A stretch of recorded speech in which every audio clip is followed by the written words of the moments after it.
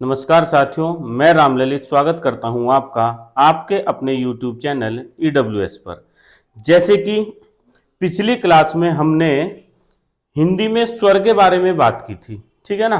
और मैंने आपको बता दिया था कि स्वर से किस किस प्रकार की परिभाषाएं पूछी जाती हैं और स्वर से कौन कौन से सवाल आपसे पूछे जाएंगे, ठीक है ना। तो जहां से हमने पिछली क्लास में छोड़ा था वहीं से शुरू करते हैं आगे। और जिन बच्चों ने जो बच्चे ये क्लास हमारी देख रहे हैं उनको स्वर की भाग नंबर 1 वाली वीडियो पहले देख लेनी है और उसके बाद बाकायदा ये स्वर की दूसरी वीडियो आपको देखनी है, ठीक है ना। तो स्वर के बारे में हमने बात कर ली थी कि स्वर किसको कहते हैं, जिनकी अपनी खुद की मात्राएं होती हैं, जिनको उच्चारण के लिए दूसरों की सहायता की जरूरत नहीं पड़ती, वो सभी क्या कहलाते हैं, हमारे स्वर कहलाते हैं, ठीक है ना। चलिए, अब जो एक टेबल मैंने आपको बनवाई थी, अलग अलग आधार पर स्वर बताए थे कि कितने भेद स्वर के होते हैं, उत्पत्ति के आधार पर कितने के होते हैं, उच्चारण समय के आधार पर स्वर के कितने भेद होते हैं।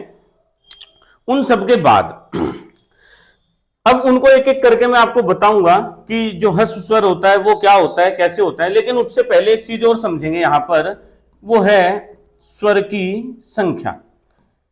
स्वर की संख्या, तो स्वर की संख्या अलग अलग प्रकार से आपको देखने को मिलेगी, जैसे ए, आ, छोटी ई, बड़ी ई, छोटा ऊ, बड़ा ऊ, री, ए, आई, ओ, औ, अंगे, अह। ये तो इनकी अगर हम संख्या गिनेंगे तो साथियों इनकी संख्या होगी 13। इनकी कुल संख्या कितनी हुई, 13। लेकिन अगर ये 13 कब बतानी है, अगर पूछ लिया जाए हमसे कि बताइए लेखन के आधार पर, इस शब्द का ध्यान रखेंगे, लेखन के आधार पर अगर हमसे स्वर की संख्या पूछ ली जाए तो बतानी होती है हमको 13। और अगर हमसे पूछ लिया जाए कि कुल स्वर कितने होते हैं, कुल स्वर कितने होते हैं, तब भी हमको बतानी है 13। और अगर हमसे पूछ लिया जाए कि हिंदी में स्वर कितने होते हैं, हिंदी में स्वर कितने होते हैं, तब इनकी संख्या बतानी है हमको 11, ठीक है ना। तब हमें 13 नहीं बतानी।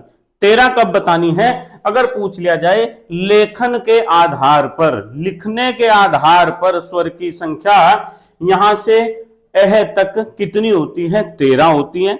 अगर साथियों पूछ लिया जाए कि कुल स्वर हिंदी में कितने, ठीक है ना, कुल स्वर के बारे में बात होगी तो कितनी बतानी है, तब भी 13 बताएंगे। लेकिन अगर पूछ लिया जाए कि हिंदी में स्वर कितने होते हैं, तब हमको बतानी होती है संख्या 11। अब वो 13 में से 11 बतानी है तो दो कौन से हटेंगे, ये अंतिम दो, अंगय और अह, इन दो को हटा दिया जाएगा। अब सवाल ये पैदा होगा आपके दिमाग में कि इन्हीं दो को क्यों हटाया गया, आखिर और किसी को क्यों नहीं हटाया। तो इसके पीछे भी एक कारण है। अभी जब मैं अभी आगे आपको पढ़ाऊंगा अयोग वह वर्ण, तो वहां मैं आपको पूरी डिटेल में बताऊंगा कि ये होते क्या हैं और इन्हीं दो को हमने आखिर क्यों हटाया। फिलहाल केवल इतनी बात ध्यान रखेंगे कि लेखन के आधार पर 13 है, कुल स्वर ये भी 13 होते हैं, और हिंदी में स्वर कितने होते हैं भैया आपके 11, ठीक है ना। अब इसी के साथ साथ इसमें एक बात और ध्यान रखेंगे, आपको पता होना चाहिए स्वर की मात्रा के बारे में, ठीक है ना। स्वर की मात्रा के बारे में पता होना चाहिए आपको। जैसे ए की अपनी कोई मात्रा नहीं होती, अगर स्वर की मात्रा के बारे में बात करेंगे तो ए की अपनी कोई मात्रा नहीं होती, ठीक है ना। आ की मात्रा ये होती है, ये छोटी ई की मात्रा होती है, और ये बड़ी ई की मात्रा होती है, ठीक है ना। ये छोटे ऊ की मात्रा होती है, ये बड़े ऊ की मात्रा होती है, ये मात्रा री की होती है, ठीक है ना। ए की एक मात्रा होती है, ऐसे इसको आई पढ़ा जाता है, इसकी दो मात्राएं होती हैं। इसमें बहुत बच्चे कंफ्यूज होते हैं कि किसमें एक मात्रा लगेगी किसमें दो।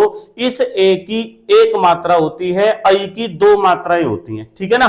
अब इस ओ की एक मात्रा ऐसे, ठीक है ना। और इस औ की दो मात्राएं होती हैं ऐसे, ठीक है ना। अब इसकी भी मात्रा समझ लेंगे, ये अनुस्वार कहलाता है। इस बिंदी को क्या कहा जाता है? अनुस्वार, ठीक है ना, इसको अनुस्वार कहते हैं।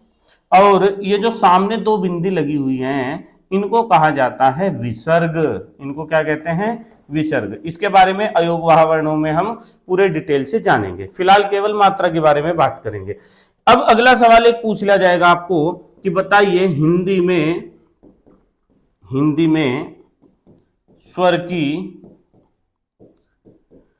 मात्रा कितनी होती है? हिंदी में स्वर की मात्रा कितनी होती है? देखिए हिंदी में जो स्वर बताए थे हमने वो बताए थे साथियों 11, ठीक है ना। अब 11 में से इस ए की कोई मात्रा नहीं गिनी गई, ए की तो कोई मात्रा नहीं होती, तो बचे कितने? तो कुल मात्राएं कितनी बची? 10। तो जब भी हिंदी में मात्राएं पूछी जाएंगी स्वर की, केवल हिंदी में, तो कितनी मात्राएं बतानी है आपको? 10, 11 नहीं बतानी, ठीक है ना। चलिए आगे चलते हैं। अब हम जो स्वर के बारे में बात कर रहे थे इन 11 स्वर को लेकर के, अब हम एक एक करके उठाते हैं और सबसे पहले समझेंगे उत्पत्ति के आधार पर। उत्पत्ति के आधार पर तो जिन बच्चों ने लिखना शुरू कर दिया है नोट्स बनाते चलेंगे, साथ के साथ जहां पर मैंने लिखवाया था उत्पत्ति के आधार पर, ये एक अलग से हेडिंग डाल करके और इसको समझेंगे। उत्पत्ति के आधार पर हमने इसको 3 भागों में बांट दिया था और ये 3 भाग कौन कौन से थे हमारे? पहला भाग था हमारा ह्रस्व स्वर, ह्रस्व स्वर। दूसरा हमने कहा था, दूसरा होता है दीर्घ स्वर, दूसरा दीर्घ स्वर होता है। और तीसरा होता है हमारा संयुक्त स्वर, संयुक्त स्वर। चलिए अब ये ह्रस्व स्वर क्या होता है? इस ह्रस्व स्वर को मूल स्वर भी कहा जाता है। इसी ह्रस्व स्वर को क्या कहा जाता है साथियों? मूल स्वर। अब ये है क्या? जिन स्वरों की उत्पत्ति सबसे पहले हुई है, जिन स्वरों की उत्पत्ति बिल्कुल शुरुआत में हुई, सबसे पहले हुई, उनको क्या कहा जाता है? ह्रस्व स्वर। यानी कि हम इसमें लिख सकते हैं कि जिनकी उत्पत्ति सबसे पहले हुई, जिनकी उत्पत्ति सबसे पहले हुई है, उनको क्या कहा जाता है? उनको ह्रस्व स्वर कहते हैं या फिर उनको मूल स्वर भी कहा जाता है। आपको यह परिभाषा याद रखनी है। उसके बाद क्या आपको पता होना चाहिए इनकी संख्या के बारे में कि मूल संख्या, जो मूल स्वर हैं उनकी संख्या कितनी होती है? तो उनकी संख्या होती है साथियों 4। जो मूल स्वर हैं हमारे, जो ह्रस्व स्वर हैं हमारे, उनकी संख्या कुल मिलाकर के कितनी होती है? 4 होती है, ठीक है ना। अब अगली बात क्या पता हुआ आपको कि 4 तो होती है, लेकिन वो 4 होते कौन कौन से हैं? ठीक है ना। तो इनकी संख्या के बाद आपको पता हो कि ए, ई, उ और री, ये चारों के चारों आपके मूल स्वर होते हैं। ये चारों के चारों आपके ह्रस्व स्वर होते हैं, इन्हीं को मूल स्वर कहा जाता है। प्रश्न कैसे पूछा जाएगा? ऐसे पूछ लेंगे कि बताइए मूल स्वर की कुल संख्या कितनी होती है, या ऐसे पूछ लेंगे बताइए ह्रस्व स्वर की संख्या कितनी होती है, या फिर ऐसे पूछ लिया जाएगा आपको कि बताइए निम्न में से कौन सा एक मूल स्वर है। 4 ऑप्शन दे देंगे आपको, ऐसे करके 4 ऑप्शन मिलेंगे, आपको छांट करके बताना है। फिर आपको पूछ लिया जाएगा, ऐसे दे देंगे ए, आ, औ और ई, ऐसे कि बताइए निम्न में से कौन सा एक मूल स्वर है, या फिर ऐसे दे दिया जाएगा कि बताइए निम्न में से कौन सा एक मूल स्वर नहीं है, ठीक है ना। तो आपको याद रखना है कि इनकी कुल संख्या कितनी होती है? 4। चलिए अब दीर्घ स्वर के बारे में बात करेंगे हम। दीर्घ स्वर क्या होता है? दीर्घ स्वर वो होता है जो 2 एक जैसे ह्रस्व स्वरों के योग से मिलकर बना हो, ठीक है ना। यानी कि इसकी परिभाषा यही समझेंगे, इसको मैंने आपको बताया था, इसको मूल दीर्घ स्वर भी कहा जाता है। यानी कि 2 एक समान ह्रस्व स्वरों के योग से मिलकर बने स्वर क्या कहलाते हैं? आपके ये दीर्घ स्वर कहलाते हैं। कौन से दीर्घ? मूल दीर्घ स्वर, ठीक है ना। जैसे अगर मैं बात करूं ए की, ए प्लस ए में ए ही जोड़ दिया गया, ठीक है ना। ए में अगर ए ही जोड़ दूं मैं, देखिएगा, अगर ई में ई ही जोड़ दिया जाए, ऊ में ऊ जोड़ दिया जाए और री में री जोड़ दिया जाए, तब ये जो बन के आएंगे ये आपके क्या होंगे? दीर्घ स्वर होंगे। अब जोड़ करके बनेगा क्या, वो चीज समझेंगे। ए में ए जोड़ते हैं तो क्या बनता है? आ। ई में ई जोड़ते हैं तो क्या बनेगा? बड़ी ई। ऊ में ऊ जोड़ेंगे तो बड़ा ऊ, और री में री जोड़ेंगे तो री बनता है। लेकिन इसका प्रयोग हिंदी में नहीं होता, इसका प्रयोग हिंदी में नहीं होता, इसका प्रयोग संस्कृत में किया जाता है। यह बात आपको ध्यान रखनी है। हिंदी में किन का प्रयोग होता है? आ, ई और ऊ का प्रयोग हिंदी में किया जाता है।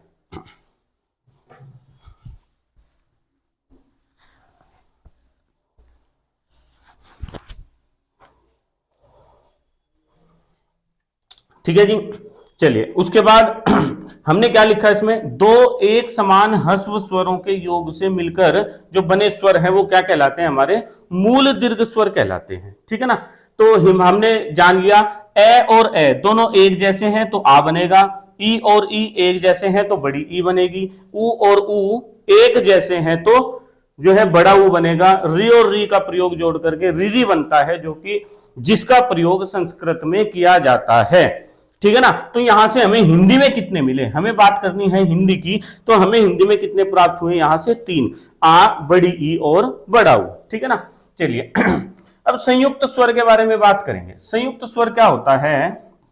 दो असमान यानी कि अलग अलग, दो असमान स्वरों के योग से मिलकर बने स्वर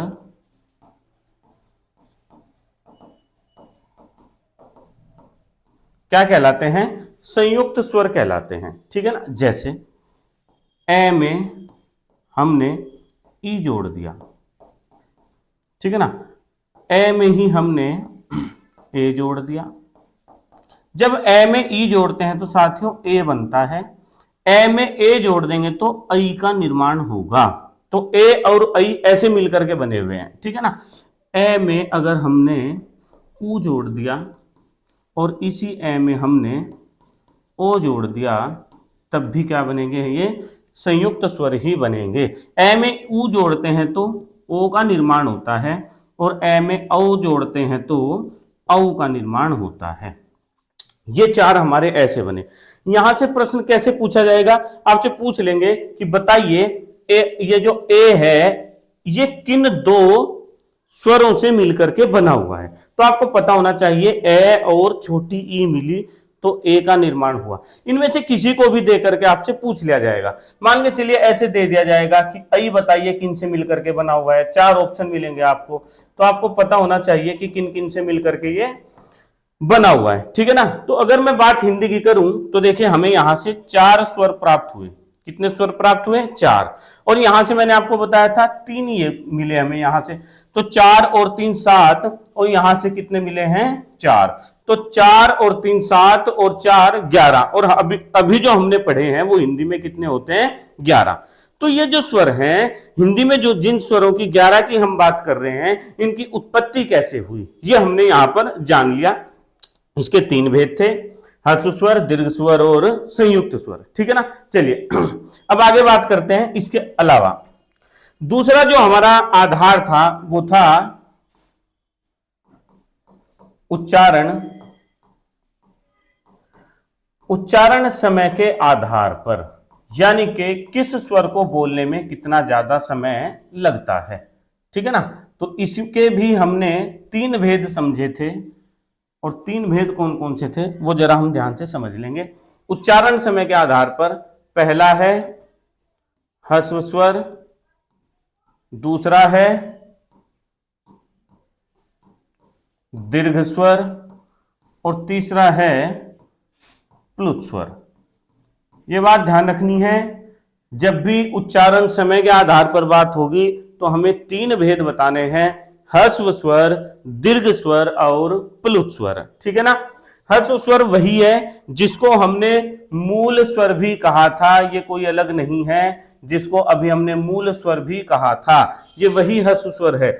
लेकिन यहां इसकी परिभाषा बदल दी हमने। क्यों बदल दी?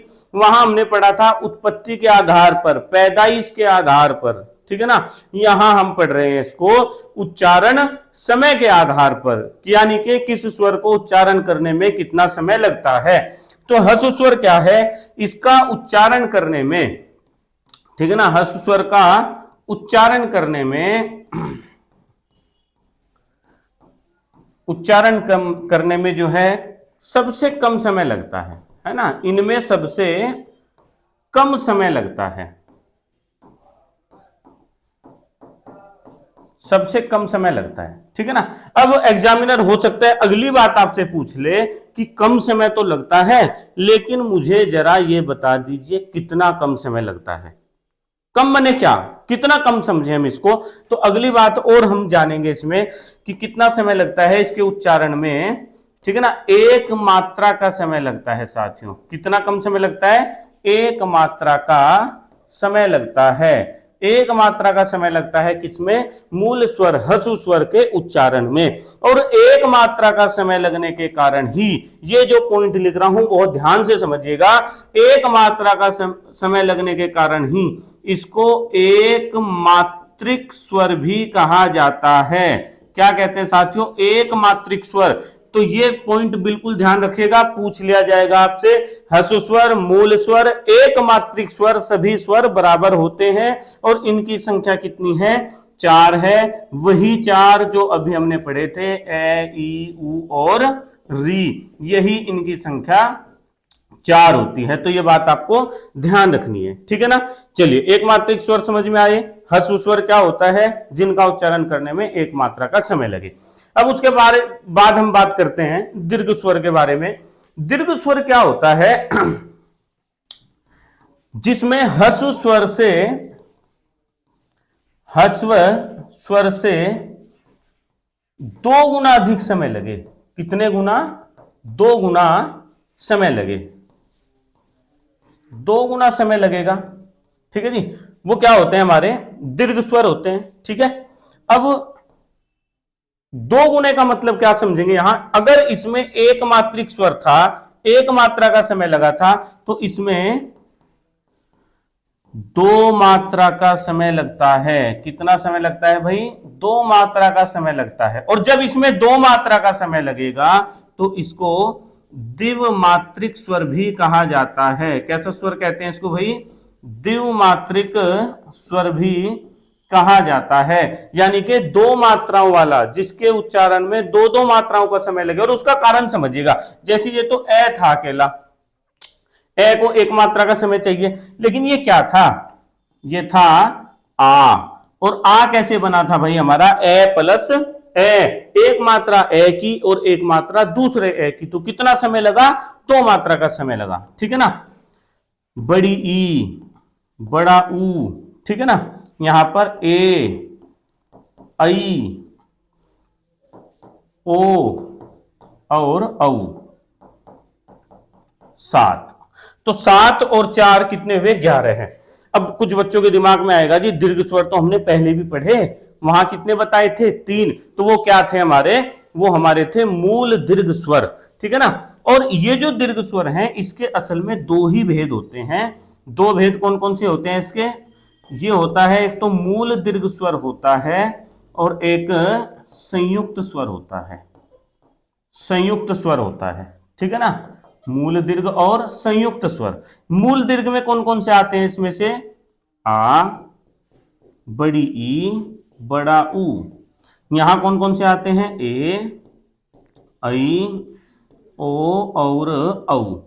जो अभी हम पढ़ के आए हैं, यहां पर इनकी संख्या हमने 3 ही पढ़ी थी और यहां इनकी संख्या हमने 4 पढ़ी थी, तो 4 और 3 कुल मिलाकर कितने हुए साथियों? 7। ठीक है ना। एक बात और, ये जो आ बना था ये किससे बना था? ए प्लस ए से। ये जो ई बना था ये किससे बना था? हमारा ई प्लस ई से। ये एक जैसों से मिलकर बने थे।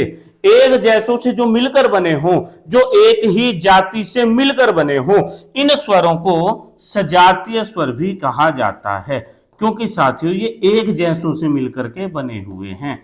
ये कहलाते हैं आपके सजातीय स्वर। और ये जो अलग अलग से मिलकर के बने हुए थे, जैसे ए में ए और ई जुड़ा था, ओ में ए और ऊ जुड़ा था, अलग अलग से जुड़ करके बने थे, तो इनको क्या कहा जाता है? इनको विजातीय स्वर भी कहा जाता है। इनको कहा जाता है साथियों विजातीय। तो सजातीय क्या होते हैं, विजातीय क्या होते हैं, आपको समझ आए होंगे। ठीक है ना। अब अगले बारे में बात करते हैं पुलित स्वर के बारे में। ठीक है ना। पुलित स्वर समझेंगे क्या होता है। पुलित स्वर क्या होता है? इसमें इसके उच्चारण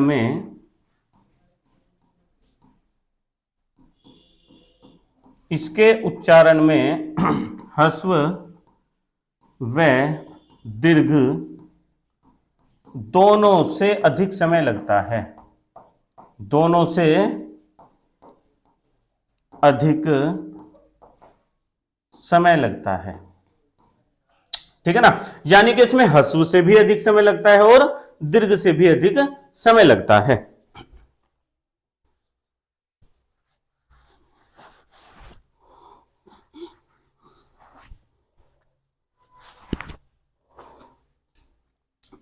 देखिए इसके उच्चारण में ह्रस्व और दीर्घ दोनों से अधिक समय लगता है। और लेकिन कितना अधिक समय लगता है? इसमें कम से कम 3 मात्रा का समय लगता है। कितनी मात्रा का भाई?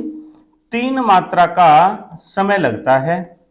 और 3 मात्रा का समय लगने के कारण ही इसको त्रैमात्रिक स्वर भी कहा जाता है। त्रैमात्रिक स्वर। ठीक है ना। तो ध्यान रखेंगे इसको क्या कहा जाता है भाई? त्रैमात्रिक स्वर भी कहा जाता है। त्रैमात्रिक स्वर।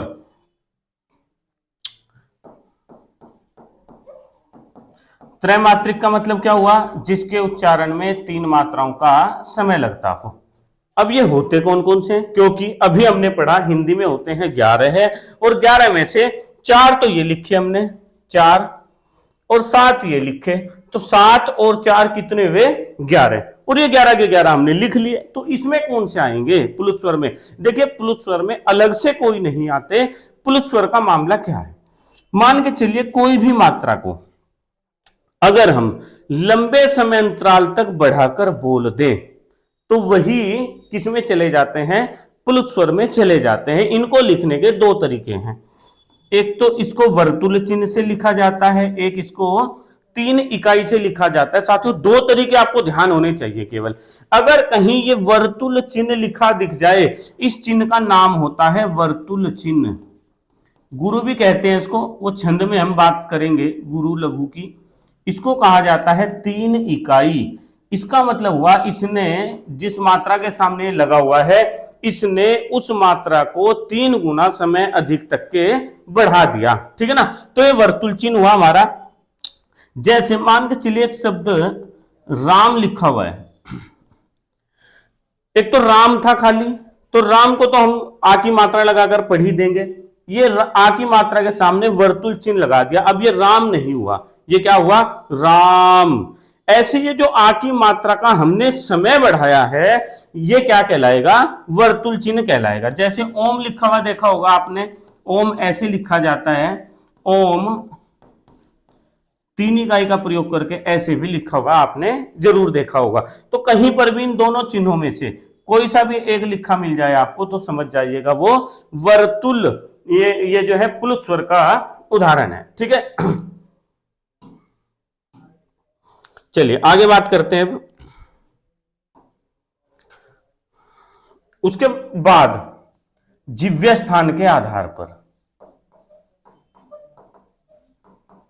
जिह्वा स्थान के आधार पर जो स्वर होते हैं वो कितने होते हैं, उसके हमने 3 भेद पढ़े थे।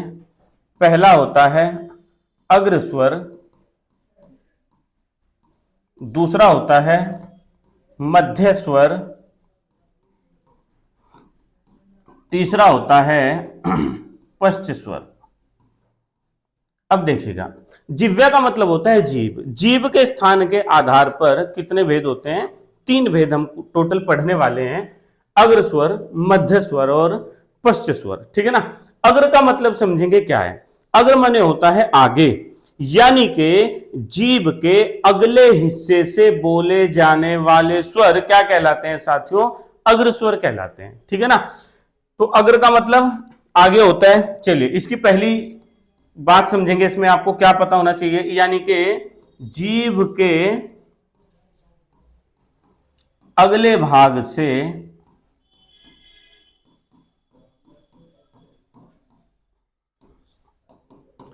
बोले जाने वाले स्वर,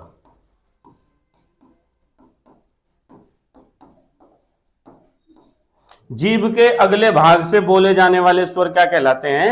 अग्र स्वर कहलाते हैं। और इसमें होते कौन कौन से हैं? इनकी संख्या, इनकी जो संख्या है वो आपको पता होनी चाहिए। इसमें 4 ही स्वर आते हैं। वो कौन कौन से स्वर आते हैं? छोटी ई, बड़ी ई, छोटा ऊ, बड़ा ऊ। ठीक है ना। ये 4 स्वर आते हैं अग्र स्वर में, यानी कि इन चारों के चारों स्वरों का जो प्रयोग होता है वो किसमें होता है? जीभ के अगले हिस्से से बोले जाते हैं। ठीक है जी। चलिए देखिए, ये बात आपको सारी की सारी, ये जो मैं आपको टेबल बनवा रहा हूं, इससे बाहर स्वर में कुछ भी नहीं आने वाला, जो मैं आपको करा दूंगा। ठीक है ना। आप उत्तर प्रदेश पुलिस की अभी जो परीक्षाएं हुई हैं उसमें पूछे गए प्रश्नों को उठा करके देखिएगा कि स्वर से अगर कोई सवाल आएगा तो इस टेबल में से आएगा। आपको बहुत ही ध्यान से इसको पढ़ना है, नोट्स बनाते हुए आपको चलना है अपने। ठीक है ना। आप अभी आपके सामने एसएससी जीडी की वैकेंसी जा चुकी है, यूपीएसआई की वैकेंसी आने वाली है, और यूपी पुलिस कांस्टेबल की दोबारा से वैकेंसी आने वाली है, UP triple SC junior assistant की जो है एग्जाम होगा, उन सभी के लिए ये हिंदी की क्लास बेहद बेहद महत्वपूर्ण होने वाली है। ठीक है ना। अब जैसे मध्य के बारे में हम बात कर रहे थे कि मध्य स्वर क्या होता है, यानी कि जीभ के मध्य भाग से बोले जाने वाले स्वर, जीभ के मध्य भाग से जो स्वर जीभ के मध्य भाग से बोले जाते हैं उनको क्या कहा जाता है? मध्य स्वर कहते हैं। और उनकी जो संख्या होती है वो एक है केवल। ए जो है, ये ए केवल और केवल अकेला मध्य भाग से बोला जाता है। ये याद रखना बहुत आसान है, अकेला ए मध्य स्वर कहलाता है। ठीक है ना। और पश्च स्वर के बारे में आप सभी के दिमाग में एक थीम बन चुकी होगी, क्योंकि पश्च का मतलब क्या होता है? पीछे, यानी कि जीभ के पिछले हिस्से से जो बोले जाने वाले स्वर हैं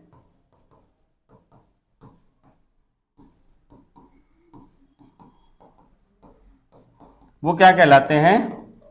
पश्च स्वर कहलाते हैं। जीभ के पिछले हिस्से से बोले जाने वाले स्वर पश्च स्वर कहलाते हैं। अब देखिएगा, टोटल कुल मिलाकर कितने होते हैं? 11 होते हैं हिंदी में। ठीक है ना। यहां हमने कितने लिखे? 4। यहां कितना लिखा? 1, 5। ठीक है ना। 4 और 1 5। तो बचे कितने? 6 और बचे। कौन कौन से 6 बचे अभी हमारे? अभी बचा है आ, ई इधर आया, ए इधर आया। ठीक है ना। तो ए, आ, छोटी बड़ी, छोटा ऊ, बड़ा ऊ इधर आ गया हमारा, री यहां आया, ए और आई, ओ, औ। अब टोटल कितने हुए? 3 और 3 6। 6 यहां हुए। एक विदेशी स्वर भी होता है, इसके बारे में भी हम बात करेंगे। ओ, ये अंग्रेजी भाषा का है, आगत स्वर है। ये भी जीभ के पिछले भाग से ही बोला जाता है। ठीक है ना। तो हिंदी के ये वाले 6 और एक 7 और 4 11 जीभ के स्थान पर ऐसे इनका बोलने का स्थान है। अग्र स्वर 4 होते हैं, मध्य स्वर 1 होता है, पश्च स्वर 6 होते हैं। ठीक है ना। तो चलिए आगे लिखेंगे।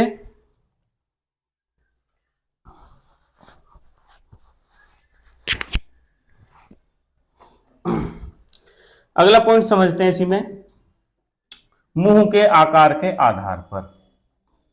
मुंह के आकार के आधार पर हमने जो पढ़े थे वो हमने इसको 4 भागों में बांटा हुआ था। ठीक है ना, मुंह के आकार के आधार पर 4 भागों में हमने इसको बांटा था। एक होता है संवर्त स्वर, एक होता है अर्ध संवर्त, एक होता है विवर्त स्वर, एक होता है अर्धविवर्त स्वर।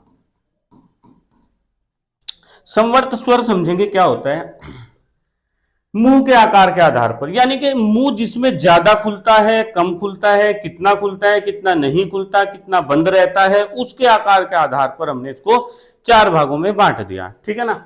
जैसे संवर्त में क्या होता है, जिन स्वरों के उच्चारण में, जिन स्वरों के उच्चारण में मुंह सबसे कम खुलता हो, सबसे कम खुलता हो, वो क्या कहलाते हैं, आपके संवर्त स्वर कहलाते हैं। ठीक है ना। इसमें आते कौन कौन से हैं, छोटी ई, बड़ी ई, छोटा ऊ, बड़ा ऊ, ये 4।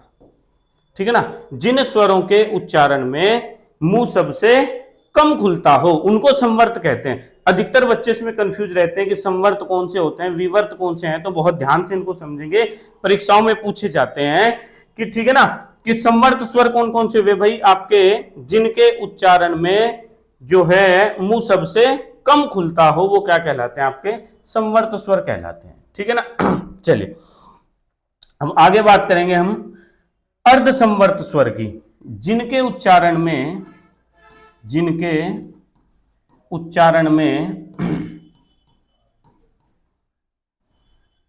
संवर्त स्वर से थोड़ा अधिक मुंह खुलता हो।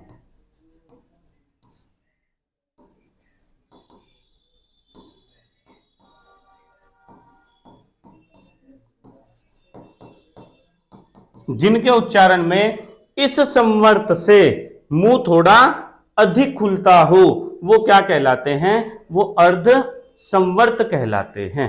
ठीक है ना। अर्ध संवर्त कौन से होते हैं, जिनके उच्चारण में संवर्त से थोड़ा मुंह अधिक खुलता हो। ठीक है जी। अब इसमें कौन कौन से आते हैं,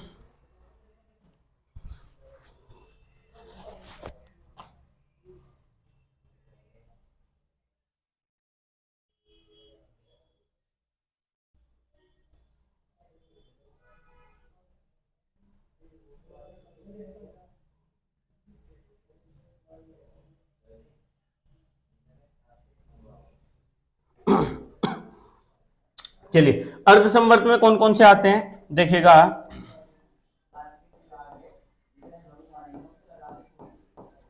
ए और ओ, ए और ओ। ठीक है ना। तो ए और ओ ऐसे हैं जिनको अर्ध संवर्त कहा जाता है, इनके उच्चारण में संवर्त से मुंह थोड़ा अधिक खुलता है। ठीक है जी। विवर्त स्वर के बारे में बात करेंगे, जिनके उच्चारण में,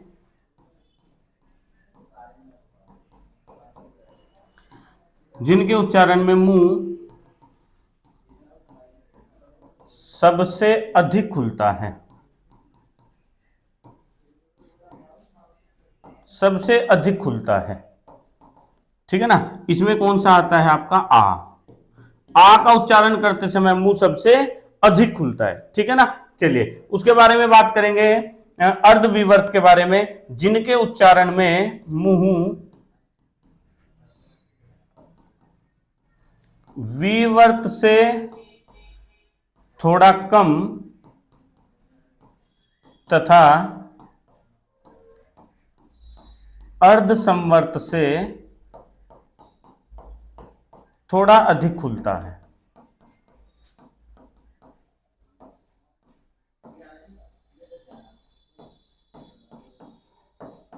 थोड़ा अधिक खुलता है। विवर्त क्या होता है, इस अर्धविवर्त क्या होता है, इस विवर्त से तो कम, क्योंकि इसमें तो सबसे ज्यादा खुलेगा, ठीक है ना, और अर्ध संवर्त से थोड़ा अधिक मुंह खुलता है। इसमें देखिएगा कौन कौन से आते हैं आपके, इसमें आएगा आपका ए, इसमें आएगा आई, और इसमें आ जाएगा आपका औ, ठीक है। तो 4 और 2 6, 7 और 3 10, री का प्रयोग इसमें नहीं आता है ना, बल्कि जो आगत स्वर अभी बताया था, आगत स्वर जो ओ होता है, जो अंग्रेजी भाषा से लिया गया है, उसका प्रयोग भी अर्धविवर्त स्वर में ही किया जाता है, ठीक है जी। तो आपको ये बात ध्यान रख लेनी है। अब अगर मैं बात करूं कि सबसे ज्यादा मुंह किसमें खुलता है, देखिए यहां लिख रहा हूं मैं, सबसे ज्यादा जो मुंह खुलता है वो खुलता है आपका विवर्त स्वर में, सबसे अधिक, उससे थोड़ा कम अर्धविवर्त में खुलता है, ये याद रखना आप, उससे थोड़ा कम अर्धसंवर्त में खुलता है, और सबसे कम संवर्त में खुलता है। ये आपको एक ट्रिक याद रख लेनी है कि विवर्त में सबसे ज्यादा खुलता है, अर्धविवर्त में विवर्त से कम खुलता है, अर्धसंवर्त में इन दोनों से कम खुलता है, और संवर्त में इन तीनों से कम खुलता है, यानी कि सबसे कम मुंह किसमें खुलता है, संवर्त स्वर में, ठीक है जी। चलिए अब एक और पॉइंट बचा है हमारा इसमें, होठ के आकार के आधार पर, होठ के आकार के आधार पर जो स्वर होते हैं वो हमने कितने बताए थे, 2 बताए थे। कौन कौन से 2 बताए थे, वो बताए थे हमने वृत्ताकार, वृत्ताकार स्वर और अवृत्ताकार स्वर। जो वृत्ताकार स्वर हैं उनको वृत्तमुखी भी कहा जाता है, वृत्तमुखी, और जो अवृत्ताकार हैं उनको अवृत्तमुखी भी कहा जाता है, अवृत्तमुखी भी कहा जाता है साथियों, ठीक है ना। यानी कि ऐसे स्वर, देखिए रटने की जरूरत नहीं है, मैं बार बार कह रहा हूं, आप इनको रटेंगे नहीं, आप केवल समझेंगे, ठीक है ना। ये जो मैं आपको लिखवा रहा हूं ये केवल समझाने के उद्देश्य से लिखवा रहा हूं, आपको इनको बिल्कुल भी रटना नहीं है, ठीक है ना। तो वृत्ताकार मतलब क्या होता है, वृत्त के आकार में कौन आ जाए, होठ अगर जिनका उच्चारण करते समय वृत्त के आकार में आ जाए, गोलाई में आ जाए, एक सर्कल की शेप ले ले, तो वो क्या कहलाते हैं, आपके वृत्ताकार स्वर कहलाते हैं। वो होते कौन से हैं, देखिएगा, छोटा ऊ, बड़ा ऊ, ओ और औ, ये होते हैं। आप इनका उच्चारण करके देखेंगे तो आपके होठ गोलाई में आ जाएंगे, वृत्त की आकृति धारण कर लेंगे। इनके अलावा जो बचे है ना, इनके अलावा जो भी बचे हैं वो सारे किस में आ जाएंगे, अवृत्ताकार में।